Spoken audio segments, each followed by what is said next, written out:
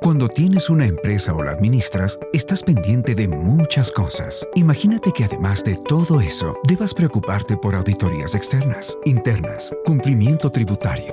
En Ecovis estamos listos para brindarte tranquilidad y soluciones. Conoce más en ecovis.com.es. Tercer castigo divino presidencial. Seguimos en la búsqueda y en la contratación del cargo más importante del país, de alguien que llegue a la presidencia y la banda presidencial sea una banda presidencial y no esto.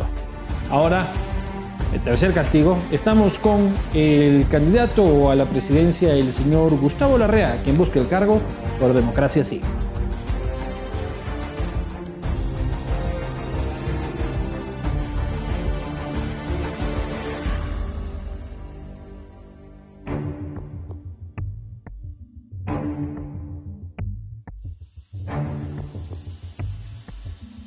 Siguiente. Por favor. Nombre completo. Wilson Gustavo Larrea Cabrera. Wilson Gustavo Larrea. Usted postula para el cargo de Presidente de la República. ¿Dónde se enteró de la vacante? En el llamado del Consejo Nacional Electoral a elecciones. ¿Cuál es su trabajo actual? Consultor en áreas de investigación en ciencias sociales. ¿Ha fingido estar enfermo alguna vez para faltar al trabajo, pero en realidad estaba chuchaqui? No. Jamás. Jamás. Tengo el defecto de estar antes. ¿Antes? Sí. ¿Cuántos son sus ingresos hoy por hoy? Aproximadamente $4,000 mensuales. ¿Se ha acostado con alguna compañera de trabajo y al día siguiente, si te vi, no me acuerdo? No. ¿Cuál es su aspiración salarial? No tengo una aspiración salarial, no es un tema que me haya preocupado en mi vida. Escogí la lucha social, un compromiso social. No escogí construir una empresa, escogí trabajar por vocación en contribuir a ser un mejor país. Si conoce esta empresa Ecuador, si le pregunto dónde queda el cantón Sevilla del Oro, ¿dónde queda? Sevilla de Oro, no del Oro. Sí, de Oro. De Oro. Vea eso. Azuay. Perfecto. Primero que responde bien esa pregunta. ¿Ha salido cabreado de algún trabajo? No. He salido con discrepancias, molesto en el sentido de que cuando fui ministro de Seguridad Interna y Externa, sentí ya que el proyecto con el que había creído y había apostado por él había cambiado de rumbo y salí molesto porque sentí que se traicionaba un anhelo de cambio social en democracia. ¿Por qué tendríamos que contratarlo? Creo que tengo la experiencia, el conocimiento, la honradez como para dirigir el país de manera adecuada, con firmeza, pero a la vez con amplitud, con los brazos, oídos abiertos. No hago política por vanidad, la hago por amor y compromiso y creo que esos son méritos. Muy bien, vamos a la entrevista a profundidad, vamos al castigo. Muy buenas noches, bienvenidos a una nueva edición del Castigo Divino Presidencial en el que buscamos la contratación ideal para el cargo más importante que tiene el Ecuador, el cargo de presidente de la República. Quiero agradecer a las instituciones marcas que permiten que esto suceda. Uribe Schwarzkopf con su proyecto EPIC que se levanta en la Eloy Alfaro y República en el norte de Quito. Cerveza Latitud 0, 100% Moslaca. Vino Navarro Correas, el único Correa que no intoxica. Inmovit, son esas pastillas, ya me tomé antes, entonces ya no me puedo volver a tomar ahorita, pero ya me tomara. Inmovit, que refuerza tu sistema inmunológico, además de darte fuerza física y mental con Ginseng Complex. Además, también Ecovis, ecovis.com.es. Si tus preocupaciones son en el mundo de los negocios, siendo una gran empresa o un mediano o un pequeño empresario, el tema de contabilidad, auditoría, impuestos, no lo dudes más, busca a la gente que sabe, no estés perdiendo el tiempo ahora haciendo huevadas, metiéndote en problemas con el SRI, mejor busca a ecovis.com.es.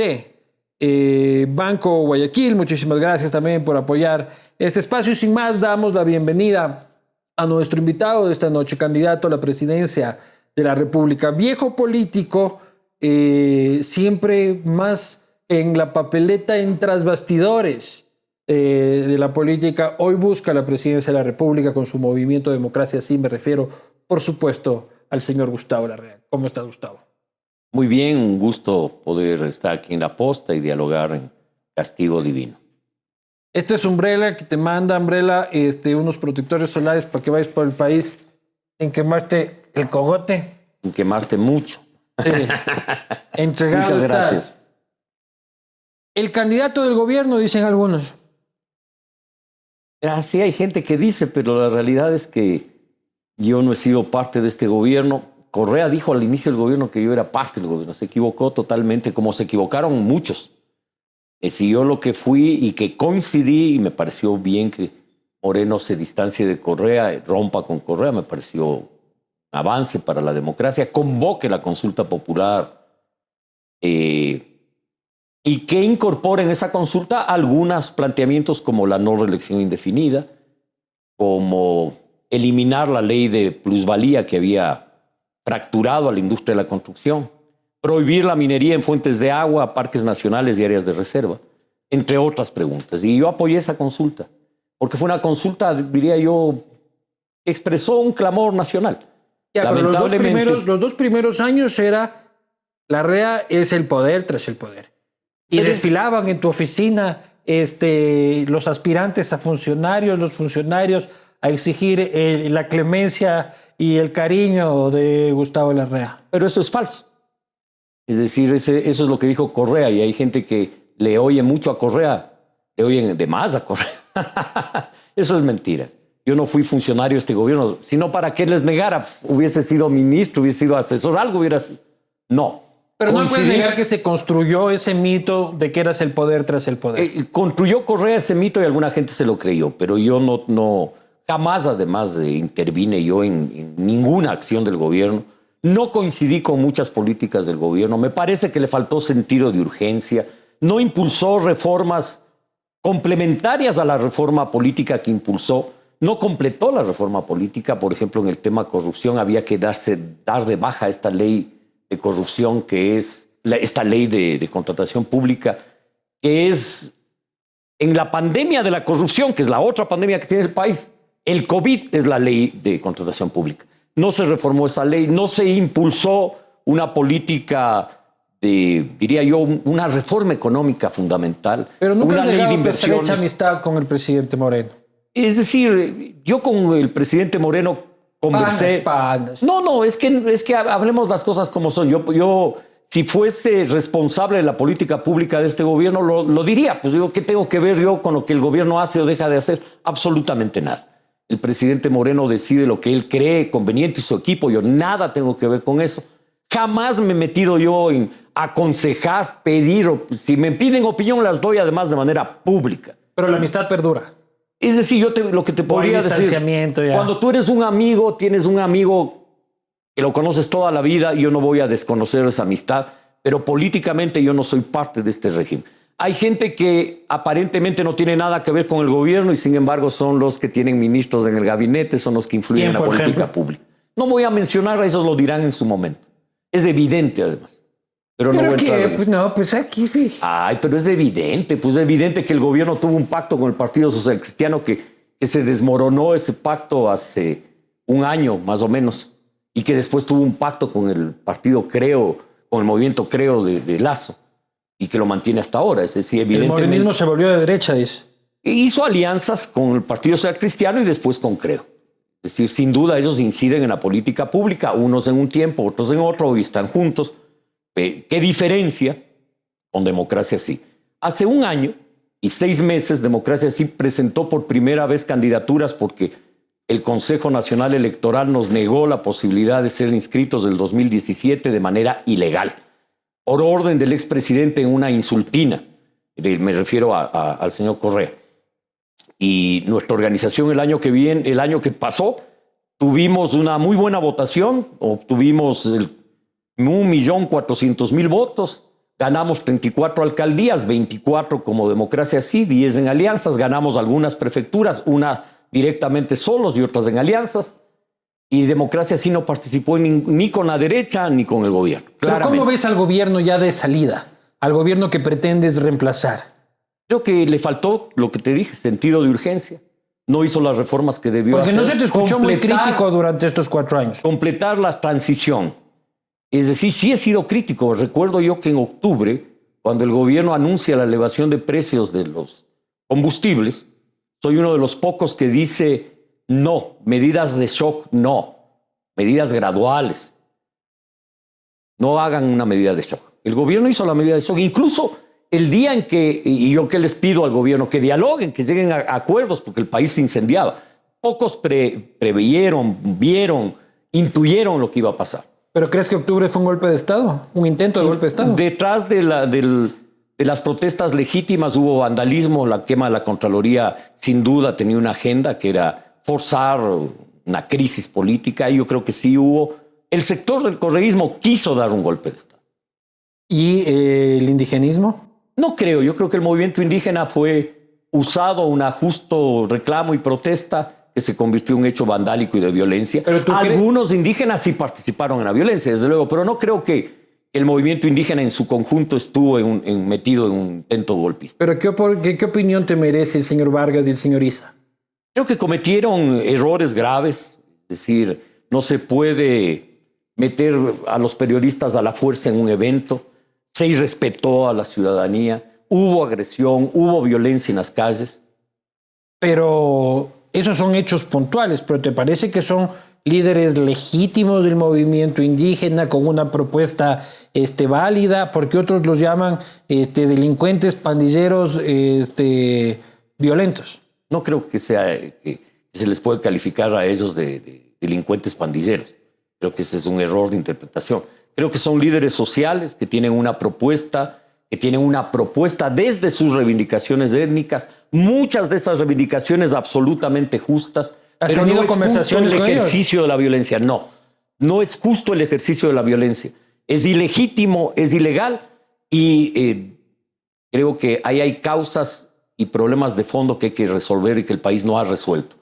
La discriminación, los problemas agrarios que tiene el pueblo indígena tienen que ser resueltos. Pero eso no soluciona todos los problemas del país. El país es mucho más que una justa reivindicación. Hay muchas más justas reivindicaciones en otros sectores del país. Se requiere un proyecto nacional de unidad en la diversidad y no de imposición de unos sobre otros. No es quítate tú para ponerme yo. Es resolver los problemas estructurales que el país tiene, de exclusión social, de exclusión económica, de exclusión étnica, de exclusión de género, que tiene que la nación superar. El gobierno y la corrupción, el reparto, por citar un ejemplo. ¿Cuál es la posición de Gustavo Larrea frente al reparto y el juicio político que se avecina a la ministra de Gobierno?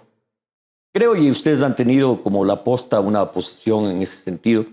Yo no tengo la misma posición de ustedes. ¿Cuál es tu posición? Ya la voy a expresar. Creo que el problema político del Ecuador es no tener grandes acuerdos nacionales. No está mal que una fuerza política converse con otro. No está mal que un gobierno dialogue con las fuerzas políticas. No está mal que llegue a acuerdos. Lo que está mal es que esos acuerdos no sean estructurales, no sean para solucionar problemas, que sean acuerdos que estén intermediados por espacios de poder político. Y por corrupción. Incluso los espacios de poder político pueden ser legítimos. Si tú tienes un acuerdo transparente y dices tal partido participa y tiene tales ministros de Estado, estoy de acuerdo, no creo ¿verdad? que sea eso. El problema es que se ha entregado para robar. Ahí es el problema. Cuando el Estado se convierte en botín, cuando tienes una ley, mira la ley que tiene. Pero eso ha sucedido. El Estado se convirtió en botín. Pero desde luego, pues que el Estado ecuatoriano es un botín. No vemos el caso del correísmo con sentenciados por llevarse recursos pero públicos. Ahora, en el morenismo, el Estado se convirtió en un botín. El Estado viene siendo un botín. Alcaldes que llegan a cumplir funciones públicas y que después se descubre que hay faltantes, que hay coimas, que hay problemas, prefectos, directores de hospitales, directores de obras públicas, etc. Pero te hablo del reparto de los hospitales. ¿Pero por qué? El problema es cuando te quedas en las ramas y no vas directamente a la esencia del problema. El problema es que tienes una ley que te permite direccionar la contratación pública. Vamos a ir para allá. Vamos a ir para allá. Termino esta idea y vamos a lo que tú quieres. Segundo, te permite que se declare en emergencia, diría por una situación crítica, una obra. Y cuando se declara en emergencia, el funcionario puede contratar a dedo. Entonces tienes una ley permisible que hay que acabar con esa ley. Y tienes un parlamento silencioso o callado frente a una ley que hace que la corrupción en el Ecuador sea sistémica. Pero está tienes callado un ¿sabes por qué está callado? corrupto. Sí, está callado porque ellos están muy cómodos en ese sistema. Porque son a ellos a los que se les entregan las prebendas y los sectores de gobierno, de administrativos, en los que utilizan esas leyes para redireccionar. Por eso, Luis, hay que cambiar la esencia del problema. Hay que crear una ley de contratación pública anticorrupción. Imagínate tú la tragedia de este país. La Contraloría General del Estado no interviene. No porque no quiera, sino porque la ley no le faculta. Interviene cuando la obra es entregada o cuando la adquisición se completa. No existe examen previo. Sí, en ninguna parte del planeta los organismos de control del Estado no intervienen. En el Ecuador resulta que desde el año 2009 no interviene, porque la Constitución dice que la Contraloría solo interviene después de la contratación y no antes. Creo que hay que cambiar la ley, tener pero una ley anticorrupción. Pero tú estabas todavía cuando hicieron esa Constitución. Sí, oye, pero yo tengo declaraciones públicas diciendo que ese artículo que le quite esa facultad a la Contraloría es inadecuado e incorrecto. Y he venido planteando desde hace años atrás la necesidad de reformar ese artículo de la Constitución para que la Contraloría intervenga, y no solo la Contraloría, la Procuraduría General del Estado. Oye, María Paula Romo, que la acusan de ser el artífice del reparto. ¿Qué opinas? Sí, es una acusación, y una acusación tiene que demostrarse. Yo he diferenciado mucho la política de ser fiscal. Yo no soy fiscal. Yo creo que eso le corresponde a la justicia determinar si hubo o no responsabilidad. Si se te conoce a ti por algo es por tener un olfato político fino. No jurídico. Pero la política está atravesada también por eso. Y la justicia está atravesada también por eso. Mira, yo no voy a ningún adversario político mío le voy yo a juzgar en términos judiciales. Eso le corresponde a la Fiscalía General del Estado. Yo no soy policía tampoco. Y le corresponde a la justicia investigar y determinar responsabilidades penales si las hubiera. Pero no te huele a que tal vez hay. No es un problema de olor, es un problema que por dignidad yo no puedo decir algo que no tengo pruebas, que no tengo evidencia de que es así. Yo no voy a salir a acusar a alguien porque a mí se me ocurre, por antipatía, ni a los o por Bucaram. simpatía. Ni a los Bucaram. A nadie. Si los Bucaram tienen que juzgar, la justicia tiene que juzgarles, no yo. Te dicen, el señor Larrea está en el pelotón del 1%, según las encuestas. Entonces, el gran debate de por qué tenemos que pagarle la campaña al señor del 1%, como tú, como 15 otros candidatos más que están en el pelotón del 1%. Que las encuestas deciden quién gana una elección. Pero son una radiografía del momento, sí, ¿no? Pero resulta que no aciertan nunca. Hace un año y medio... No me digas que ahora Gustavo Larrea lidera las encuestas. Hace un año y medio las encuestas decían que Democracia sí no ganaba ni una alcaldía ni una prefectura. Es más, en Santo Domingo de los Áchilas, la encuestadora que publicó encuestas decía que Democracia sí tenía el 3.6 y sacó el 36% de la votación. No nos sacamos una alcaldía, sacamos 34 alcaldías. No una prefectura, sino 5 prefecturas. Entonces, es evidente, en Quito las encuestas le daban al candidato que apoyaba a Democracia sí, Paco Moncayo, le daban el triunfo. Y resulta que Paco no ganó la elección. Entonces, las encuestas no eligen, no deciden. Son instrumentos políticos. Cuando una encuesta se publica, pasa a ser un instrumento político para generar un clima de opinión. ¿Y qué dicen las tuyas? Es decir, yo no voy a generar esa tendencia de opinión, pero lo que te puedo decir es que las encuestas que se publican dicen que en julio Gustavo Larrea tenía el 1%, en agosto el 2%, en septiembre el 3.9%. Vas a llegar a febrero con el 4%. En octubre decían que Gustavo Larrea tenía el 7.8%. ¿Qué encuesta dice que tienes el 7.8? Algunas encuestas, una monitor. Hay varias encuestas de esta encuesta. Ni el nombre te sabes de la encuesta. Clima social también dice que sigo subiendo. Pero ese no es el tema, porque ese es un tema de apreciación. No, pero las encuestas, las elecciones se ganan ganando, pues. Desde luego, no se ganan porque tú dices que estás primero en una encuesta, o segundo o tercero.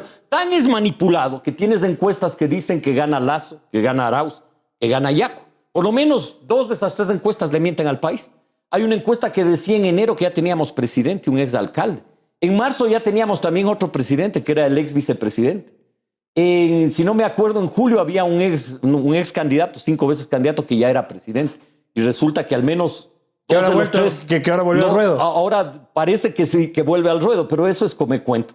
Mira, tan cuento es que en la última elección que Álvaro Noboa participa, las encuestas que él publica le dan entre el 45 y el 52 y iba a ganar en una sola vuelta. La última que participó, de la quinta. ¿Y cuánto sacó? No, pero ahí estaba Alvarito. Ya, pues, pero en la primera también ganaba en primera vuelta, en una sola, en la segunda, en la tercera, en la cuarta y en la quinta. O sea, en la primera sí ganó, pues no dicen que usted sabe que usted sabe mucho más de que gran parte de eso es cuento.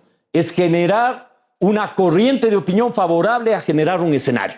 Eso es lo que quiere. El escenario que es decir, solo hay 3 candidatos válidos. O 2. Y el otro ya bajó, ya no hay. ¿Para qué? Solo es este y este. Escogen entre los dos. Ya lo están barajando Yacu, dice. No digo yo que a quién le barajen, pero quieren generar una polaridad entre un candidato y otro. Pero vos sabes que eso se hace en política. Sí, pero y hay alguna gente que acolita. Y hay alguna gente que acolita también. Claro.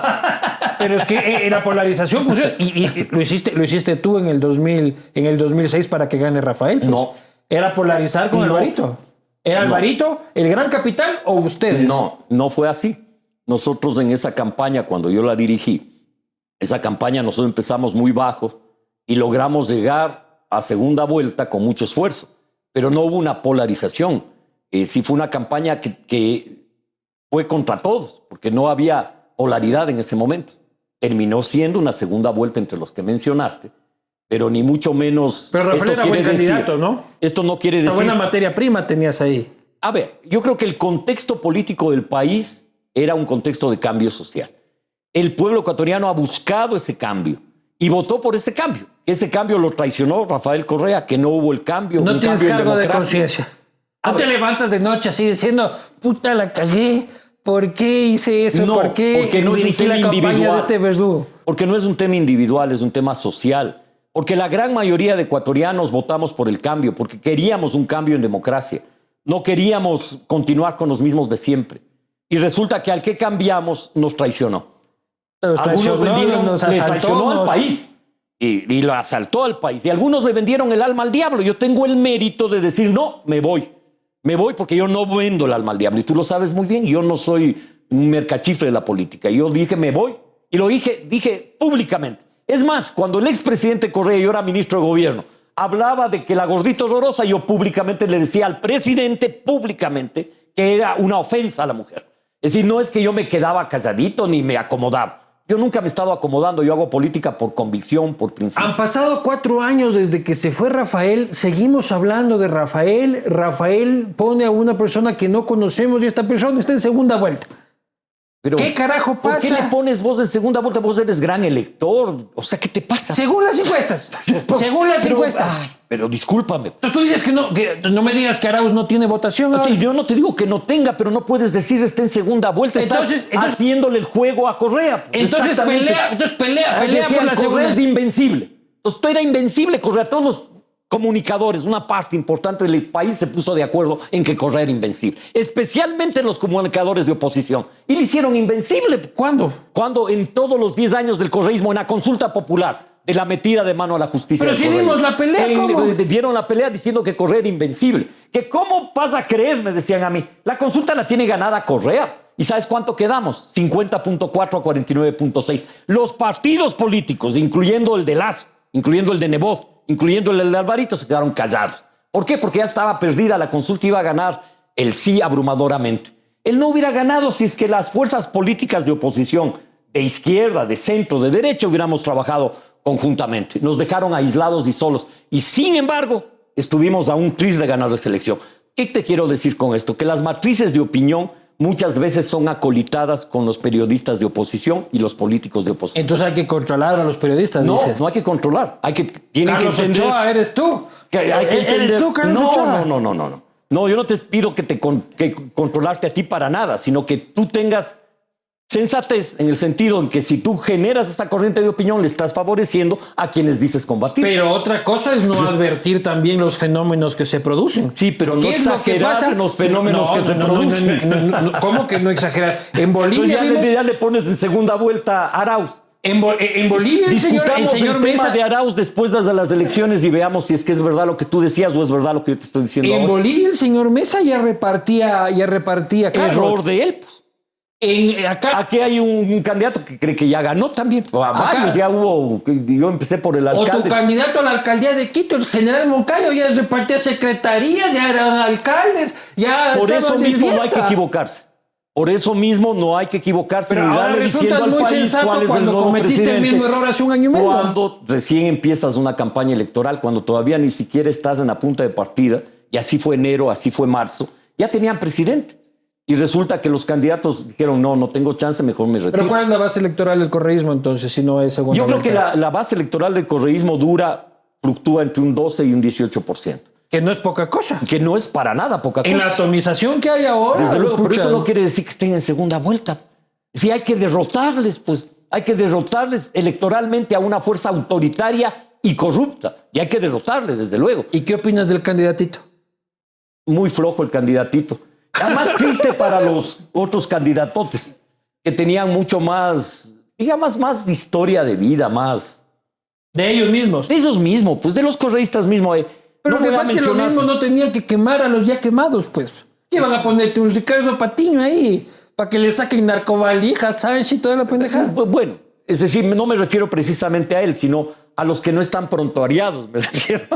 Ya, Porque de los es difícil 26 encontrar, ¿verdad? Es con orden difícil. de captura y los que están en el penal. Fugados. Yo me refiero a los que no están todavía, o que no se les ha descubierto, o que capaz es gente Eso que no, con no haya los vendido el dedos de alma la al mano diablo. nomás se cuenta. Ya, pero es decir, alguien que tenga algún perfil, pues. Pero claro, no. Pero tal vez lo que buscaban era precisamente alguien que no se le Probablemente. pueda joder mucho. Probablemente alguien que sea obsecuente Porque y estúpidos que no vaya son. a ser. Se los acusa de choros, no de idiotas. Así es.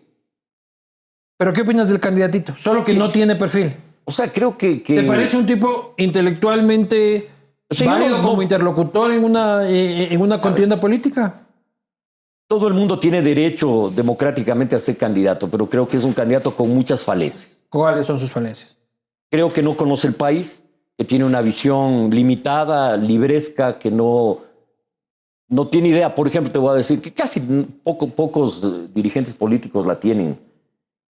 Entender que este país hay 850,000 productores en el campo. Por ejemplo. Hay gente que no cree, no sabes. Cree que la producción bananera son 4 bananeros y son 108,000 unidades de producción de banana. Y de café son como 30,000 y de cacao 26,000 y de camarón 29,000 y de flores 18,000. ¿Y tú qué has producido en la vida? ¿Cuántos empleos has generado, Gustavo Larrea, desde el área social? ¿Generado? A O ver, sea, de que bajo mi rol de pago. En el proyecto Maca éramos 16 personas en el primer colegio de educación quichua castellano, el primer colegio bilingüe intercultural. En el colegio Pero ese es Solidaridad. ONG. Ese es sociedad civil. A ver, pero Trabajo así de trabajo. pero eso es trabajo. Tuve una empresa, una librería, galería de arte y disquería. Eso Tiempo y ya, espacio. eso es un emprendimiento. Y fue un emprendimiento interesante. ¿Y qué pasó? ¿Quebró? Ahí trabajamos. No quebró. La cerré ¿Por qué? porque el negocio, la contracción económica hizo que la gente comprara menos libros y obras de arte. Entonces el negocio ya no ¿Cuándo era fue esto? rentable. ¿Cómo? ¿Cuándo fue esto? Y yo empecé ese negocio en el año 1980 y lo cerré en el año 88. Fue buen negocio los años 80, 85. Pero en ese tiempo estabas dando vos la pelea contra León Febres Cordero ahí. Sí, por eso es que... Por eso has descuidado el negocio por estar lanzando piedra. No, bueno, yo no he lanzado piedra. Era oposición a un gobierno autoritario como el de Febres Cordero. Incluso llegó un día la policía y se llevaron libros acusando de que esos libros eran libros subversivos, libros de Gabriel García Márquez, libros de... Pero eras pana de los Alfaro Vive. No. A ver, yo Pana no he sido... chupa, el chupa habrás estado. No, panas, no. Yo no he sido aventurero ni he estado a favor del ABC. Y es más, escribí un editorial que se llamaba El ABC del ABC. O sea, en un país donde había un espacio democrático, lo que había que hacer es pelear en democracia. Y yo no he sido partidario del uso de la ¿Pero alguna violencia. vez te quisieron convocar y enlistar en Alfaro Vive? No, discrepaba porque creo yo que el uso de la violencia no tenía ninguna justificación, que había que luchar en la democracia. Acuérdate de un antecedente importante. En la lucha contra la dictadura militar, yo fui protagonista de esa lucha con muchos jóvenes paramos de esta ciudad de Quito 21 días.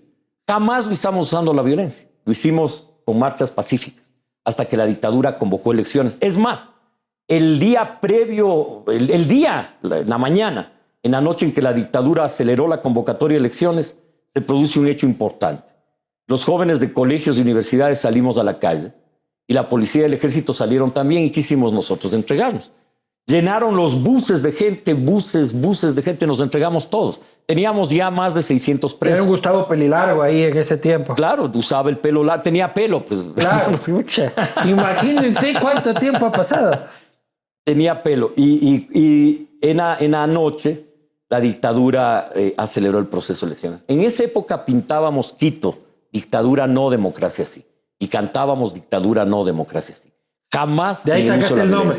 De ahí saqué el nombre de esa hermosa experiencia de lucha democrática. Brother, el corazoncito. Yo de lo que conozco de Gustavo Larrea es un tipo más bien frío, un tipo No te equivoques, yo abrazo bien. Así como un tipo apapachable no eres. Y el lobo, un corazoncito rosado. Precisamente porque rojo. Por una rosado, creo que hay errores en la impresión de los... En alguna que te ha de haber llegado a vos de tus amigos. Claro, pues me mandan el emoticón rosado. Pero te voy a contar una cosa.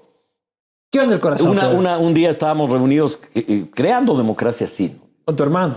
Con un montón de gente, entre esos uno de mis hermanos. Tengo un montón de hermanos. Pero con Marcelo. Con Marcelo. Que ya te peleaste también. No, yo no me peleé con Marcelo. Políticamente hablando. No me he peleado nunca con Marcelo. Resulta que en una reunión que estábamos unas 60 personas de Manabí, de Guayas del Oro, de los Ríos, de Azuay, de Loja, de todo el país. Bueno, y ya el nombre ya había consenso en que se llame democracia sí y el símbolo. Entonces yo les pregunté a todos, bueno, a la final, ¿por qué hacemos política? Entonces alguien dijo, yo hago política por amor, porque amo a mi familia, porque amo a mi pueblo, porque amo a mi país. Entonces yo les pregunté al resto de ustedes, ¿por qué hacen? Por amor, ok. No hagamos política por odio, hagamos política por amor. Demos lo mejor de nosotros, por eso el corazón. Un poco cursi para ti, hermano. Pero eso es para ti, para mí no, porque yo de verdad hago política porque amo mi familia, porque amo a mi nieta, porque amo la vida, porque le amo a mi hija, a mi esposa, porque les quiero a mis hermanos, porque quiero mi país. Es decir, yo no estoy haciendo política por vanidad, ni por el sueldo. Nunca soñé yo ser candidato, ni mi preocupación de niño era para nada. Pero el poder sí te gusta. A ver, pero el poder para servir. Pero sí te gusta. Para servir, para hacer cosas. Mira, ¿cuánto bien se puede hacer por un país para superar la pobreza? Para que niños tengan escuela y salud pública, para que puedan realizar sus sueños de esos niños, de ser médico, de ser futbolista, de ser bailarina, de ser lo que les dé la gana hacer. Y un país que no es capaz de hacer que los niños, sus sueños se hagan realidad. Entonces a mí me indigna y yo hago política por eso. Hago política desde muchacho por eso. Entonces yo no voy a hacer política por ninguna otra razón, ni por ocupar un puesto público. Si fuese por ocupar puesto público, hubiera ocupado desde hace rato un montón de puestos públicos. Le he hecho muy rara vez en mi vida. ¿Con Bucaram? Con Fran Vargas Pasos, no te equivoques. Fran era ministro de gobierno. Ahora no era el gobierno de Bucaram. Era el gobierno de Bucaram. Ya, pues, a ver, vea el contexto. Yo trabajé en el gobierno de Bucaram, sí. Las circunstancias. No le busques eufemismo. No. Busca las circunstancias para entender los procesos. Con Lenin Moreno trabajamos ahí. ¿Qué circunstancias? Nebot candidato, primera vuelta electoral, Nebot, Fran Vargas Pasos, Rodrigo Paz, Ehlers, Bucaram. Segunda vuelta, Nebot, Bucaram. ¿Qué pasó con la tendencia de centro-izquierda? Apoyamos a Bucaram todos, porque creímos en el cambio. Bucaram volvió a fallar. ¿Creíste en Bucaram? Creímos. Luego creíste en Correa. Luego, oye, tienes un problema con tus creencias. En ese proceso hicimos ese apoyo y precisamente porque él desvió, nos separamos y pasamos a la oposición. Estaba cantado cómo iba a ser el gobierno de Loco. Eso es para ti, pero ¿cómo está cantado? Que en el país había una confrontación política con la derecha en ese momento.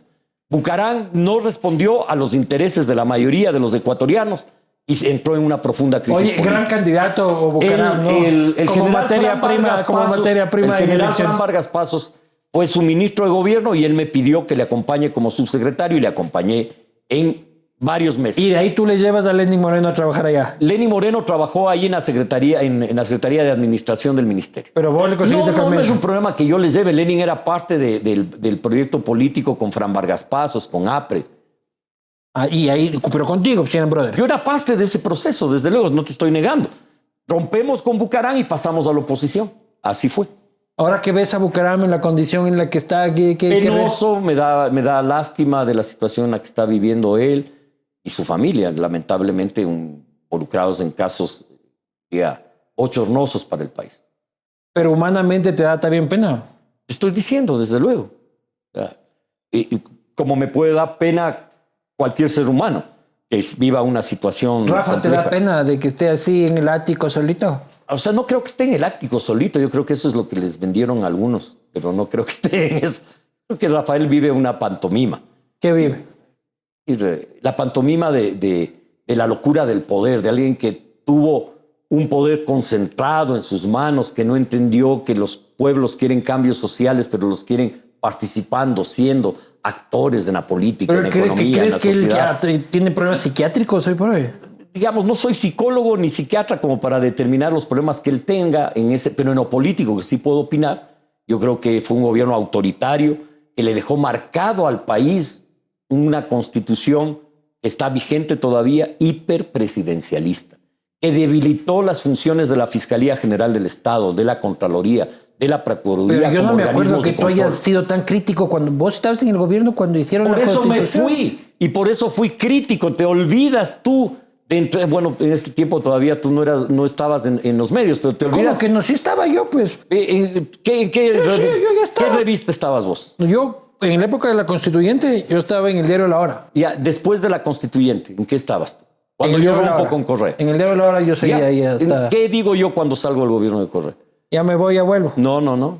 Digo que es un proyecto que concentra el poder, un proyecto autoritario. Ahí hubo un quiebre. Un proyecto en el que había debilitado a la Contraloría, a la Fiscalía, a la Procuraduría. Un quiebre importantísimo. Entonces, esa ruptura con Correa es una ruptura política, democrática, contra un gobierno autoritario que concentró el poder. Entonces, ¿tú crees, coincidirás conmigo de que tenemos que revalorizar la política? Y revalorizar la política no decir... A mí lo que me preocupa es que la ciudadanía es como que la política es para allá, para los choros.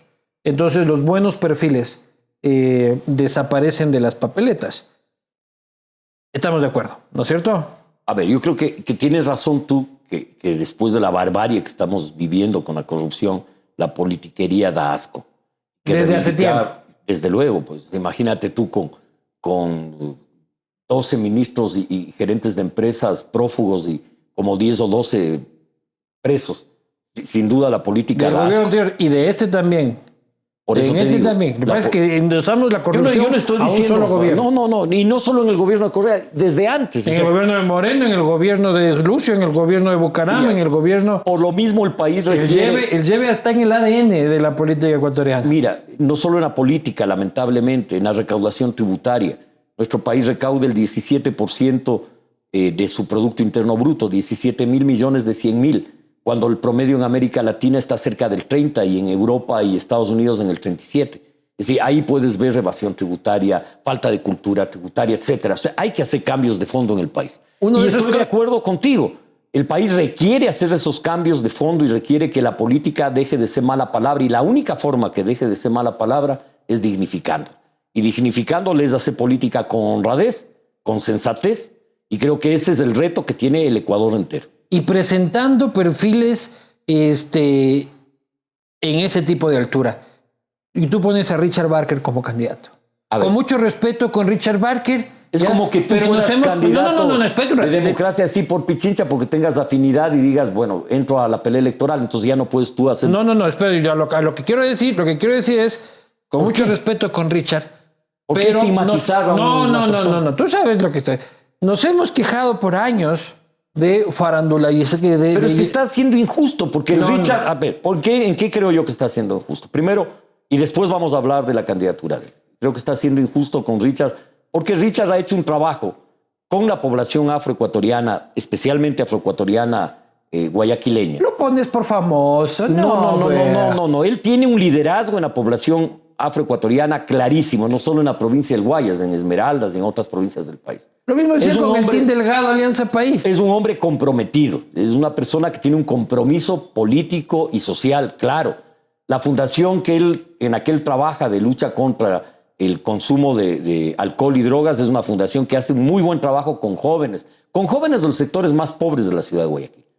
Él fue propuesto por nosotros como candidato. Lamentablemente el Consejo Provincial Electoral del Guayas acaba de descalificar la candidatura lo de él. descalificó. ¿Por qué? Porque me imagino que tienen temor de que Richard arrase las elecciones en el Distrito 1. Lamentablemente lo descalifica. Es verdad que Richard estaba en el Distrito 3, pero vive en el Distrito 1 ya más de 5 años. Sin embargo, pese a existir todas las pruebas de que él vive en el Distrito 1, no le calificaron, lamentablemente, porque se merecía el pueblo afrodescendiente. Recuerdo que hace unos meses, sería el mes de marzo o abril de este año, tuvimos un Zoom. En ese momento era difícil las reuniones más presenciales con los dirigentes de la Asociación de Negros del Ecuador, con grupos de organizaciones afrodescendientes del Guayas, y ellos nos sugirieron un candidato, y ese candidato ya lo conocíamos nosotros porque había estado en varias jornadas de lucha por la inclusión social. Y ese es Richard Márquez, a que más allá de que sea o no candidato, le mando un abrazo solidario con él. Me parece que él debe seguir luchando, que debe consolidar su trabajo con el pueblo afrodescendiente. La inclusión social sigue siendo una tarea pendiente en un país que debe ser de unidad desde la diversidad. El doctor Zavala, tan cercano al correísmo. A ver, es decir, Javier ha tenido una posición jurídica y política clara. Él no fue parte del gobierno de Correa nunca. Pero ha sido Un cercano. jurista, no. Un jurista destacado, un hombre Eso de que no quepa la principios, menor, un tipo brillante. un hombre de principios que no ha vendido su alma al diablo. Y en este sentido creo que Javier le hará muy bien a la Asamblea Nacional. Un jurista de primera, un hombre ético, y creo que al país le hace bien Javier Zavala. Vamos, el tiempo vuela. A la propuesta, ¿ya? Más allá de la radiografía. Economía, Gustavo. ¿Qué nos propones para hay salir dos del hueco? problemas. Pero tomarás el vinito, porque uno ese de vinito, fondo. ese vinito se te está haciendo Borbón ya. Y otro problema que tiene que ver con la pandemia y que se vinculan ahora. El país no encuentra la ruta del desarrollo económico. Y este es un problema estructural que viene desde antes. Se inventan la sustitución de importaciones en los 70, cuando el país debió haber hecho un cambio y ser un país agroindustrial. Porque teníamos todo para ser agroindustriales. La producción agrícola habría que Seguimos teniendo industrializar. todo. Todo para ser agroindustrial. No, se privilegia la industria de ensamblaje, que está bien porque genera unos 30,000 puestos de empleo, pero no nos va a llevar al desarrollo. No se privilegia el turismo y no se privilegia la agroindustria. Después viene la novelería de la apertura del mercado. Abrimos mercados, pero tampoco logramos desarrollo. Y no es que yo esté en contra de abrir mercados. Después, no, fuerte intervención del Estado, pero tampoco nos lleva al desarrollo. La dictadura es esa. Sí, todos esos componentes no generan un modelo económico que nos lleve al futuro. Y es más, en los últimos años del ex, se le ocurre que el país podía ser competitivo en inteligencia artificial. ¿Qué artificial es inteligencia?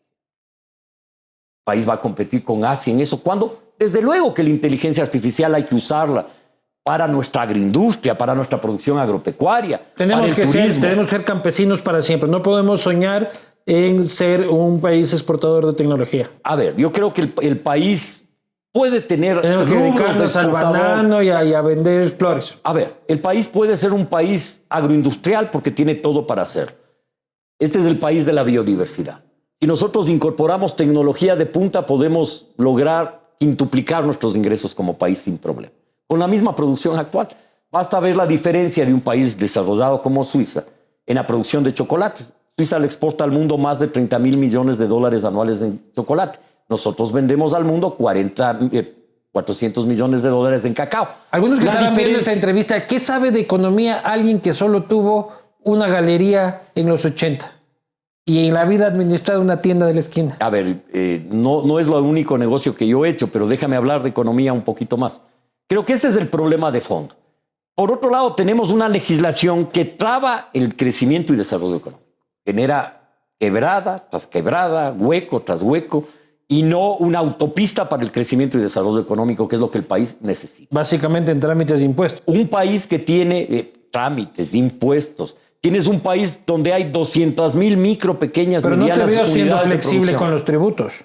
¿Cómo? No te veo siendo flexible en los tributos, más bien te veo radicalizando, fortaleciendo el cobro e incluso aumentando impuestos. No, yo no creo que hay que aumentar impuestos. Yo creo que cualquier medida recesiva, cualquier medida impositiva te genera recesión económica. El país necesita reactivación económica, todo lo contrario.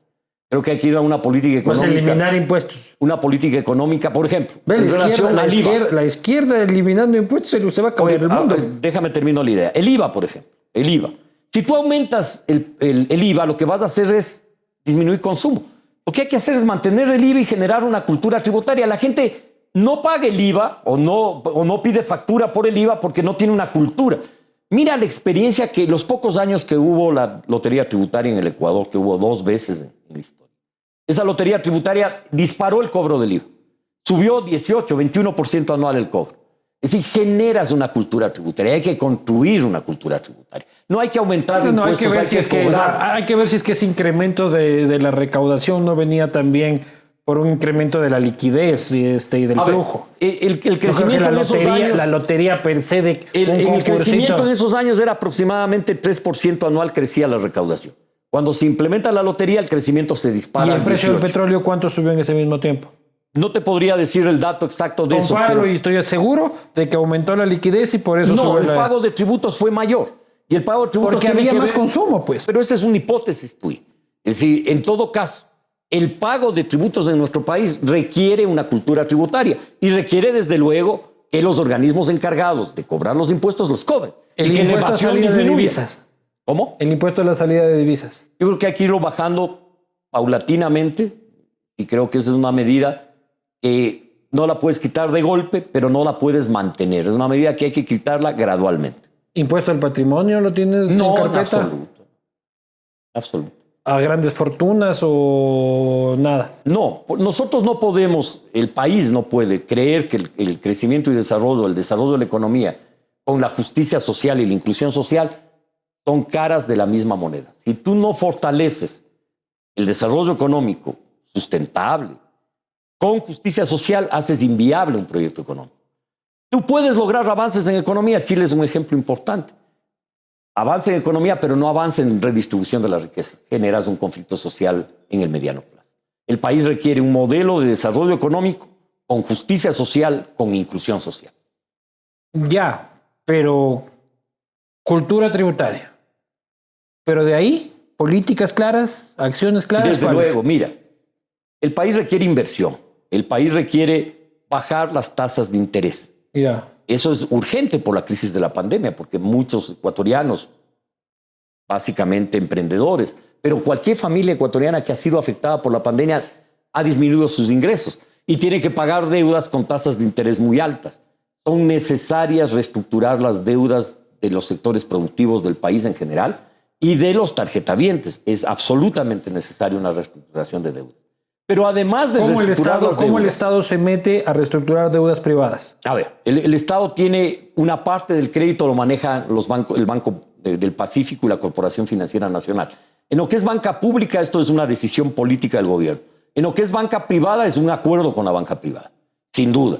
Un acuerdo con ellos y también un acuerdo legislativo en función de que si la banca privada tiene utilidades anuales de cientos de millones de dólares, en el año de la pandemia no pueden tener utilidades de cientos de millones de dólares. Bajen un poco la Yo utilidad. no creo que la van a tener igual. Es decir, si es que no mantienen y pueden entrar incluso en crisis si es que no refinancian deudas, si es que no la hacen bajando tasas de interés. Y lo otro es la inversión. Pero sí sabes que hemos tenido malas experiencias cuando el Estado se mete a tratar de controlar las cuentas del sector A financiero, ver, ¿no? el Estado regula y lo regula ahora. No es que la banca privada hace lo que le da la gana, no te equivoques. La banca privada tiene regulaciones internacionales de Basilea y tiene regulaciones de la legislación. No, pero ecuatoriana. meterse a la política de crédito y a la política de cobro lo que es tú otra haces cosa. es orientar la política, lo que no defines a quién le das, pero puedes sentar prioridades. Aquellas líneas de crédito dirigidas a generar empleo tienen prioridad y tienen tasas de interés más bajas, por una razón, porque la banca pública ejerce una función económica importante a través de la corporación financiera. Pero también y del Banco del distorsiona el Pacífico. mercado, ¿o no? No pasó eso en el necesariamente. BIOS, con Si el tú BIES. abres el mercado, por ejemplo, abres el mercado y dices la banca internacional puede intervenir en el país y genera reglas para que Eso esto que no intervenga. quepa la menor duda. A mí lo que me preocupa, Espera un Gustavo, momento, es que esto es clave. Porque si tú tienes banca internacional aquí, vas a tener competencia en las tasas de interés. y bajarán. Entonces, Ojalá. sí tienes formas de bajar las tasas de Pero yo interés. digo, cuando metes a la banca pública con criterios políticos a competir en el mercado, generas distorsiones, como sucedió en el BIES con el mercado inmobiliario, con el mercado hipotecario, que bajaron 5 o 6 puntos menos, mejor dicho, que la banca privada, y ahora anda a ver la cartera vencida que tiene la banca de la Seguridad Social, que no logra cobrar, A ver. y cómo le quitaste esa Porque participación a la banca estás en privada. un momento de crisis, pero no te equivoques que cuando se bajó la tasa de interés para la construcción, la banca privada hizo planes de baja de intereses. Varios bancos bajaron al 5% la tasa de interés para créditos hipotecarios de vivienda y eso le hizo bien a la industria de la construcción en general y a las familias ecuatorianas. Puedes tener una política en ese sentido. Pero además de eso tienes un problema de inversión. El país requiere recursos y lo que hace el Estado ecuatoriano generalmente es recurrir al endeudamiento externo. Y se equivoca. Ya te entregan el gobierno endeudado hasta el cogote, ñaño. Ya no hay nada que hacer. Pero no se le ocurre al gobierno líneas de crédito para el endeudamiento del micro, pequeño, mediano productor. Pero mandémosle un WhatsApp a Lenin, pues ahí has de tenerse el teléfono, pues loco. Mándale vos que tienes a mí no me mejores contesta, relaciones. ya solo me es que ya te has persigue, me portado quiere- bastante mal, entonces ya no te para bola. Es mi trabajo portarme mal. Ese es mi trabajo. Está bien, yo también creo que si tú tienes una inversión importante en el Ecuador en líneas de crédito para los sectores productivos, para el transporte, para el turismo, para el comercio, para la agricultura, para la industria, no necesitas endeudar al Estado. El Estado tiene que ser puente para que esas líneas de crédito beneficien a las familias, a la gente. Pero además de eso tienes otro elemento clave. En la época del temor a la ley de plusvalía y a la ley de herencias, salieron del país más de 40.000 millones de dólares. Y salieron esos recursos, se quedaron fuera, por miedo. ¿Cuánto es la rentabilidad de esos recursos? Menos del 1% anual de intereses en los Afuera. Estados Unidos. Pero seguros. Aquí, pero seguros.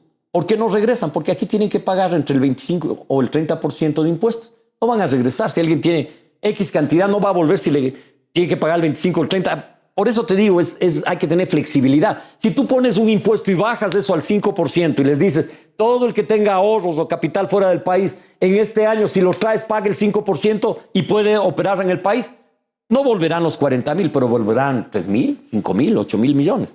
Hay que tener flexibilidad en la política económica. El Ecuador requiere inversión urgente y hay que tener la decisión de hacerlo, no como negocio privado, sino por el bien común de la nación.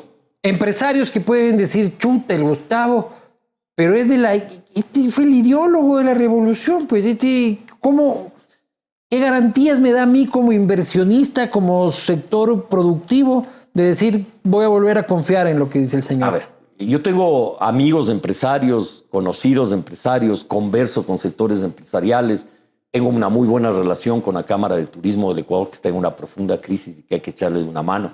Tengo relaciones con la Cámara de la Pequeña y Mediana Industria. ¿Cuántos pelucones tienes? De empresarios. Es que el mundo empresarial ecuatoriano son 2 millones de familias ecuatorianas y más. Es decir, no te equivoques, no son 100, son cientos de miles. No sé. Por lo mismo te digo. Entonces, claro, yo converso con ellos, converso de estos temas. Es más, les digo, si ustedes quieren atraer turismo, ¿por qué no hacemos no solo la Feria Mundial del Banano? Hagamos la Feria Mundial de las Flores y las Frutas, hagamos la Feria Mundial del Arte y la Artesanía. Reinventemos este país. Tú no puedes salir adelante si no eres capaz de emprender en una nación para transformarla. Y eso es multiplicar la producción. ¿Quién te ha dicho a ti que yo no converso con ellos? Converso con ellos desde toda la vida. No te enronchas Muchos tú de de ellos sentarte son con un amigos banquero. míos de la escuela, del colegio. Con ellos he farreado, he conversado, he soñado en un mundo distinto, Pero no- en un país más próspero, en un país que supere la exclusión Pero no- social. pero no te pique- Algunos de ellos víctimas de la exclusión social también. Pero no te pica a ti sentarte con banqueros y conversar. No eres de esa izquierda A que ver, si es que hueles, eso si es- es que hueles a capital, no puedo verte. Absurdo. Este país lo hacemos todos los ecuatorianos. Lo hace el micro, pequeño, mediano, gran productor del campo y la ciudad. Y tenemos que trabajar juntos, unir al país, no dividirlo.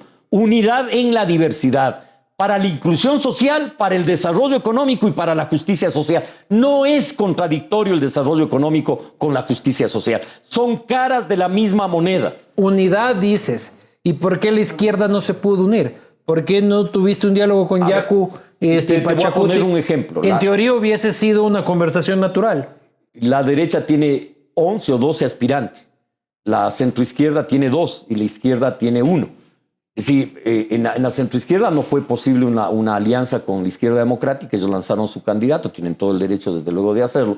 ¿Dos dices? Sí. ¿La izquierda democrática? Y democracia sí, del centroizquierdo. ¿Y Yaku? Yaku es de la izquierda, pues de la izquierda más radical. ¿No hablaste con él nunca? No he conversado de estos temas con él. Y yo creo que ellos en octubre marcan una tendencia que es distinta a la nuestra. Nosotros no estamos de acuerdo con el uso de la violencia. Así de simple. Es decir, nosotros ¿Tú crees que Yaku es la candidatura de la violencia? A ver, no, es una candidatura de la izquierda radical con un programa que tiene mucho de justicia, que hay que resolver la situación del pueblo indígena. O sea, ¿ves vasos comunicantes con Yaku? A ver, el pueblo indígena tiene causas justas que deben ser resueltas. El acceso a la tierra, por ejemplo.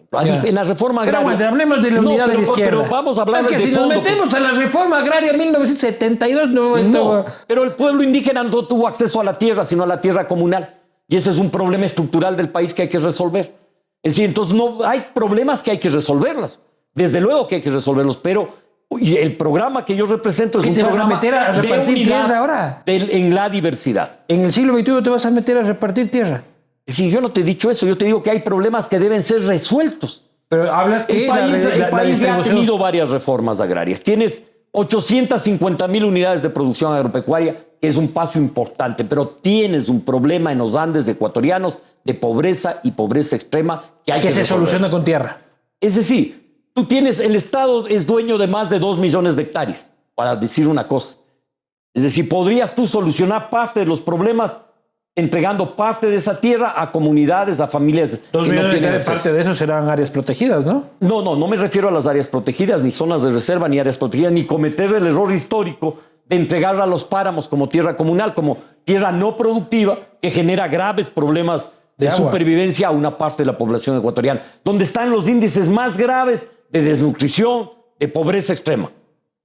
Ya, entonces, ¿por qué no se une a la izquierda? Es decir, vuelvo a insistir, porque no hay una izquierda, hay las izquierdas, porque no es la misma el planteamiento de democracia sí que el planteamiento que formulan otras fuerzas de la Pero sí hubo diálogos con la izquierda democrática. No los hubo tampoco porque la izquierda democrática decidió ir con candidato propio y cerró la posibilidad del diálogo.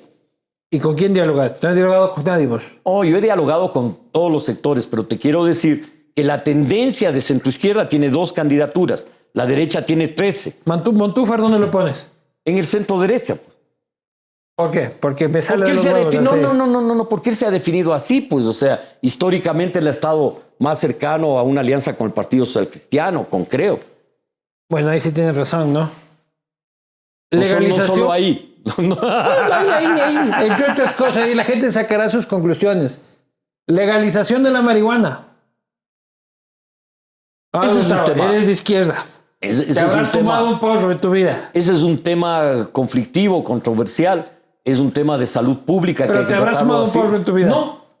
Esta izquierda de agamba que hay aquí en el Es que lo que pasa es que vos confundes izquierda con hipismo. O sea, vos crees que eres de izquierda porque fumas marihuana. No, eso no significa ser de izquierda. Muchos de es por convicciones a favor de los excluidos que uno es de izquierda, de centroizquierda en mi caso particular. Porque creo que la justicia social no está divorciado del desarrollo económico. Legalización de la marihuana, el señor de izquierda que no ha fumado marihuana. O sea, yo creo que ese es un proceso que debe debatir el país. Pero todos se la sacan con el debate nacional. No es eso. Yo soy un hombre democrático.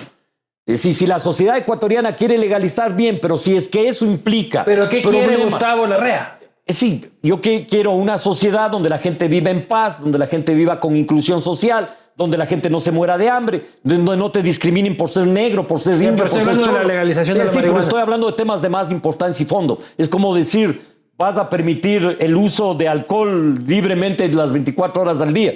Bueno, en el Ecuador el uso de alcohol es libre hasta ciertas horas. ¿Va a permitir? No es un problema personal, eso es un problema legal, eso le compete a la Asamblea Nacional. Eso es un problema de la ley. Yo no soy candidato a asambleísta. No fue así. Soy candidato a la presidencia de la República. No te me equivoques. No, pero ahí estás completamente equivocado, porque la restricción al consumo de alcohol, en la época del correísmo, recordás que no había cómo comprar los domingos y nos cerraban las discotecas, creo que a las 12, era un decreto ministerial de José Serrano con el Ministerio de Turismo. Así que no me le eches la pelotita al Parlamento. Mira que toda la discusión de la ley de salud pública, donde legalizan el uso terapéutico... ¿Para ti no te parece que es importante? Espérate. Dices que hay cosas más importantes que el costo. No digo que hay temas más importantes, no cosas. Mira, hay un tema importante. La ley de salud pública... vetada completamente. Si planteaba el uso medicinal de la marihuana. Una de las leyes legalizó el uso medicinal de la marihuana y está legalizado en el país. Estás equivocado, el uso industrial de la marihuana. Y el uso medicinal. Industrial, medicinal. No, pues el del medicinal fue el que se cayó por el costo. No, es que el que plantea el uso industrial y medicinal de la marihuana y está aprobado en el Ecuador. No, el industrial. El medicinal también, para medicina, es más, el Ecuador ya puede fabricar medicinas derivadas de la marihuana. Eso está legalizado en el país. Lo que no está controlado es la prescripción y el consumo. Eso tiene que ser normal. Pero tú, ¿cuál es tu opinión? Y recreativamente no. Yo creo que ese es un problema social que la sociedad debe debatir, debe discutir, y no es un problema de la posición de un presidente, ¿Aborto? Es un problema de la sociedad. Creo que el aborto en caso de violación es absurdo mantenerlo como un delito. Es absurdo. Solo en ese caso. En ese caso. Porque las mujeres que sufren, y especialmente adolescentes, niñas y jóvenes que sufren violación, son doblemente víctimas del violador y víctimas de que no pueden abortar. Y creo que fue un error del gobierno actual vetar la ley de salud pública. Pudo precisarla, pudo fundamentarla, lo que es un error. Y peor ya yendo de salida, brother, que ya nadie va a votar por ti, ya deja... O sea, ni siquiera tenía costo político para ellos. No tenía costo político, estoy de acuerdo contigo. Debieron haber aprobado esa ley. Y si tenían algún artículo que no estaban de acuerdo, manden la reforma a la Asamblea. Pero no evadan el bulto del problema. ¿No habrá sido por ahí un acuerdo legislativo para salvar a ciertas ministras luego? Bueno, esos entretelones sabes vos más que yo. Yo dice que... Él sabe de los entretelones, se hace nomás, pero no es. No le crean, se hace, pero no es. Adopción de parejas homosexuales. Creo que es un tema de debate, pero es un tema que creo que es justo. Creo que el ¿Estás de acuerdo tú? Sí. Yo creo que en ese tema... Yo pensé que se me iba a hacer el cojudo. ¿Estás de acuerdo? Estoy de acuerdo, vos te haces el cojudo. No. Es que ya cuando me dicen es un tema que hay que debatir, ya digo, me están cojudeando. Cuando te digo que hay que debatir es porque creo que no es un tema que se le puede imponer a la sociedad ecuatoriana. Es un tema de debate nacional. Y creo que en este caso, los cambios son procesos, no sucesos, no te equivoques. Tú no llegas a la armonía con la naturaleza por decreto ley. No es un suceso, es un proceso. Tú no construyes la inclusión social por decreto, la construyes con cambios culturales, con cambios tecnológicos, pero son procesos, no sucesos. ¿Estás a favor de la adopción de parejas homosexuales? Estoy a favor de la libertad, estoy a favor de la inclusión social, estoy a favor que no se discrimine a nadie por ninguna razón. Entre eso, que se apruebe la adopción. Sí, me parece que es una... Mira, te voy a contar una anécdota. Hay una familia que su hijo, un niño reprimido porque jugaba con mujeres, porque se pintaba, porque se vestía de mujer y sus padres lo reprimían, hasta que entendieron que era una niña en cuerpo de un hombre. La familia ha sufrido, pero ese niño, ¿cuánto sufrió? Hasta que su familia comprende el tema y a los 10 años de edad le regalan un vestido. Esa es una familia ecuatoriana que hoy dirige una lucha fuerte por la inclusión social, por comprender, por favor, la vida humana y su diversidad. Bueno, muy bien. Vamos a las preguntas de la gente. Ya estás 2 horas. ¿Qué tal? ¿Tienes otra cosa más Claro, importante? tengo reuniones, trabajo. ¡Chuta! ¡Para colmo aquí! Sí, Yo pensé que estábamos... Si al único que le pagan aquí por esto es a vos. No, a mí me pagan a vos te pagan en cambio el CNE por estar de campaña. Pues. Bueno, fuera, pero el CNE no nos da un solo dólar, la democracia es... No, pues sí financia la campaña. Pues. No, pues no financia un carajo. ¿Vos qué crees? ¿Cómo? No financia nada, pues, o sea... No tendrás fondo partidista. No, en democracia sí no tiene fondo partidista. Y además, lo que te financia no es la democracia, sí. Les financia los medios de spots de democracia. Y sí, aquí no llega un dólar. los... Ahí sí, aquí no llega un dólar. Y a nosotros hermano. tampoco. Es que tenemos que juntarnos en esta lucha. Estamos aquí entre chiros en todo caso. Estamos ¿no? entre chiros, no hay problema. Las preguntas de la gente. Harold Rivadeneira, si las FARC le ayudarán con el financiamiento de la campaña. Bueno, esta es una Esta es campaña. una pregunta que hice las preguntas para que la gente mande las preguntas en Twitter. Y el tema de las FARC no lo incluí en la entrevista. Y ustedes se preguntarán por qué no hablé de esto. Porque esta es la segunda entrevista que tengo con Gustavo Larrea. Busquen en YouTube la anterior. Ya habló amplio y tendido sobre este tema. Pero el tema de las FARC fue recurrente en el tema de las preguntas de la gente. Y me pareció oportuno que lo respondas, comandante Juan. ¿Cómo no? Yo creo que esa fue una campaña sucia, una campaña orientada por Correa, en el que trataron de destruir mi imagen pública, diciendo que en una computadora había una foto mía con Reyes. Eso no fue Correa, fue el diario El Tiempo de Bogotá que publicó la foto, y al día siguiente el diario se retractó. Eres argentino, en realidad, ni sé quién. Era el periodista argentino Patricio Echegaray, que tenía una foto con un comandante guerrillero que no tenía nada que ver conmigo. Fue una primera farsa. La segunda farsa fue una supuesta carta de un comandante Juan con un comandante X. No me acuerdo el nombre de este comandante, guerrillero de las FARC. Y según ellos era Gustavo Larrea. Resulta que la investigación que hace la DIGIP, la Dirección de Investigaciones de la Policía Colombiana, la Interpol, demuestran que esos documentos fueron fraguados y puestos en la computadora 2 días después del bombardeo de Angostura. Tú no eres el comandante Juan. Razón por la cual la Fiscalía colombiana desecha el caso. Tú no eres el comandante En Juan. absoluto. Y si Ni soy en Tinder comandante, te pones soy ahí, comandante de la comandante libertad, Juan. de la democracia, de los derechos humanos, jamás de la violencia. Deberías ponerte así en Tinder deberías ponerte comandante Juan. ¿Sí sabes lo que es Tinder, no? No tienes idea. Ni idea. Carlos Landazuri te pregunta, ¿cómo potenciaría la industria de la fibra de cáñamo en el país para que sea una alternativa real para los textileros? Creo que eso es importante, es parte de lo que yo te decía del uso industrial de la marihuana, del cannabis. Creo que ahí hay líneas de crédito del Banco Nacional de Fomento para fomentar industrias que permitan que el sector textil tenga capacidad de mejorar sus exportaciones y su producción. Sin duda alguna, ahí hay que abrir líneas de crédito de manera urgente, no solo para eso, para muchos temas, pero también para eso. Si está de acuerdo en que los candidatos que no lleguen a la segunda vuelta devuelvan el dinero del Estado que les dan para hacer campaña. Bueno, a mí no me han dado absolutamente nada y nosotros no recibimos fondo partidario, reciben los otros, Democracia sí no, por ser la segunda elección. La primera fue el año pasado, donde nos convertimos en la segunda fuerza política del país. No recibimos... ¿Después de cuál? Después del Partido Socialista. Vos sabes de cuáles salieron primero. Las 6. Sí, y nosotros segundos.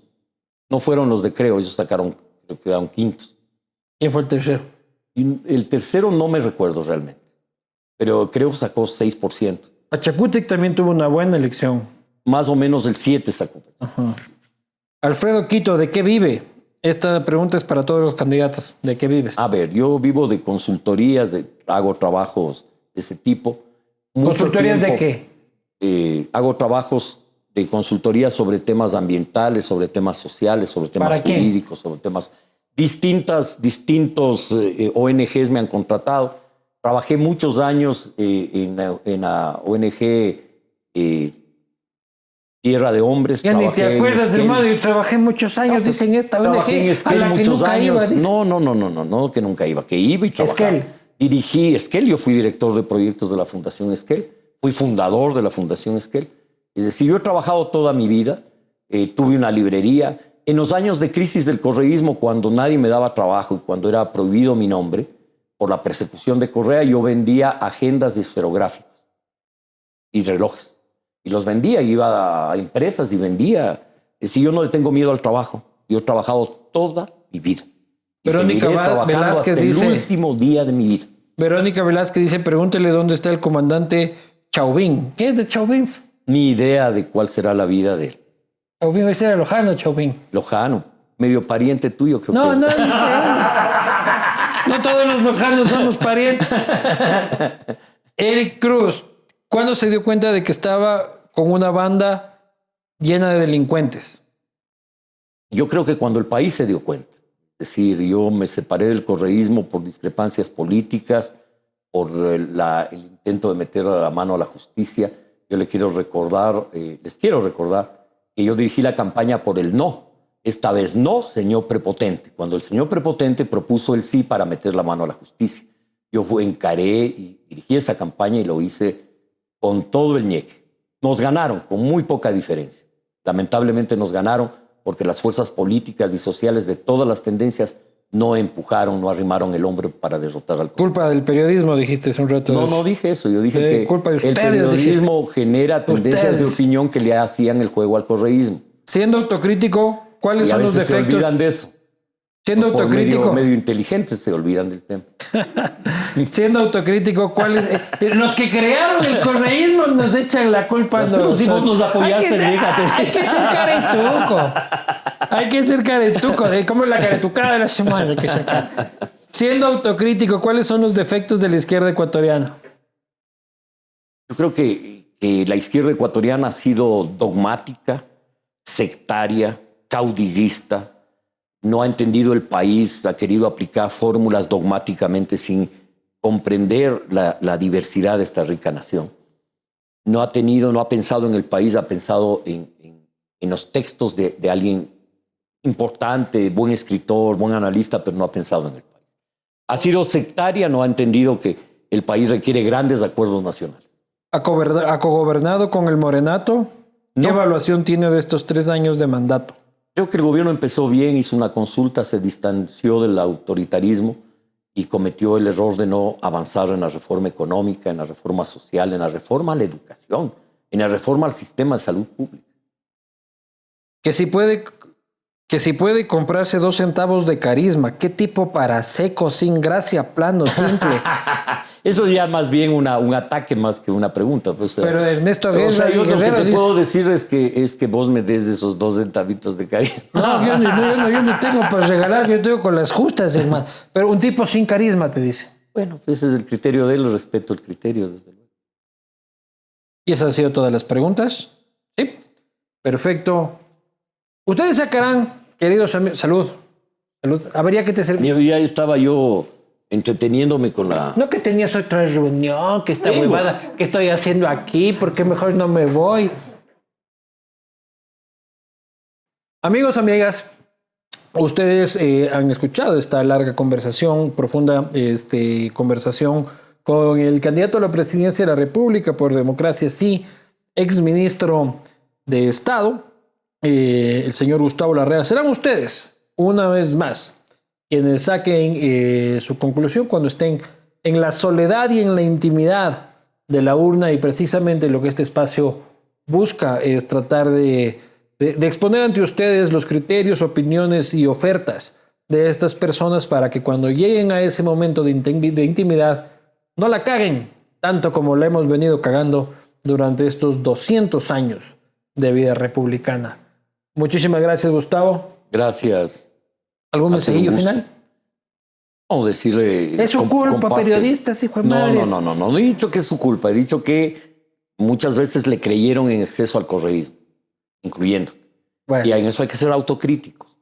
Decirle a las personas que nos ven, que nos escuchan, que tenemos la responsabilidad todos, sin excepción, de arrimar el hombro para sacar nuestro país adelante. Gran gusto haber compartido estos largos minutos. Ya que nos hemos robado 2 horas de la gente. Exagerado, ¿no? Exagerado. Nos vemos la próxima. Mi banco es bien exagerado. Cuando tienes una empresa o la administras, estás pendiente de muchas cosas. Imagínate que además de todo eso, debas preocuparte por auditorías externas, internas, cumplimiento tributario. En Ecovis estamos listos para brindarte tranquilidad y soluciones. Conoce más en ecovis.com.es.